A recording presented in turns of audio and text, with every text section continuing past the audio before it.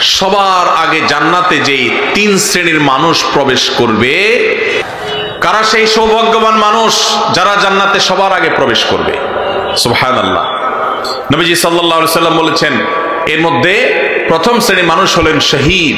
আল্লাহর দ্বীনের জন্য, ইসলাম এবং মুসলিমদের দুশমনদের বিরুদ্ধে জিহাদে রত হয়ে যারা শাহাদত বরণ করেছে, নিজের জীবনকে বিলিয়ে দিয়েছে, এই শহীদদেরকে আল্লাহ তাআলা জান্নাতে সবার আগে প্রবেশ করাবেন। দ্বিতীয়ত নবী সাল্লাল্লাহু আলাইহি সাল্লাম বলেছেন, ও আফিফুন মুতাআফফিফ, যে মানুষ তার চরিত্রকে কোন প্রকার কালিমা লাগতে দেয় না।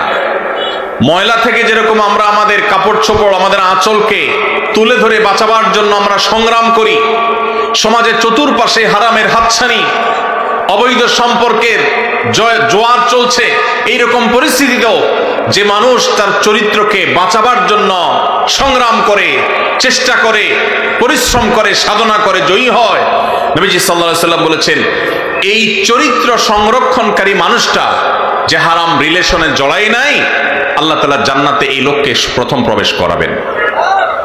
আর তৃতীয়ত হলেন ওয়া আবদুন আহসানা ইবাদাতাল্লাহ ওয়া নাসাহা লিমাওয়ালি, যেই কৃতদাস আল্লাহর ইবাদতও ভালো করে, আবার তার মালিকের কল্যাণও কামনা করে, মালিকের কোনো ক্ষতি চায় না, অর্থাৎ বান্দার হক আদায় করে, আবার আল্লাহর ইবাদতটাও সুন্দরভাবে করে, সেই কৃতদাসকেও আল্লাহ তাআলা জান্নাতে সবার আগে প্রবেশ করাবেন। ভাইরা আমার, এই হাদিসের সনদ নিয়ে মুহাদ্দিসদের কেউ কেউ আপত্তি তুললে অন্য অনেকেই এটাকে গ্রহণযোগ্য বলেছেন। এই হাদিসের আলোকে আমরা যারা আমাদের চরিত্রকে হেফাজত করতে পারবো, আল্লাহ রাব্বুল আলামিনের এই বিশেষ পুরস্কার, সবার আগে জান্নাতে যাওয়ার সৌভাগ্য আমাদের অর্জন হবে। আল্লাহ তাআলা আমাদের সবাইকে সেই সৌভাগ্য অর্জন করার তৌফিক নসিব করুন।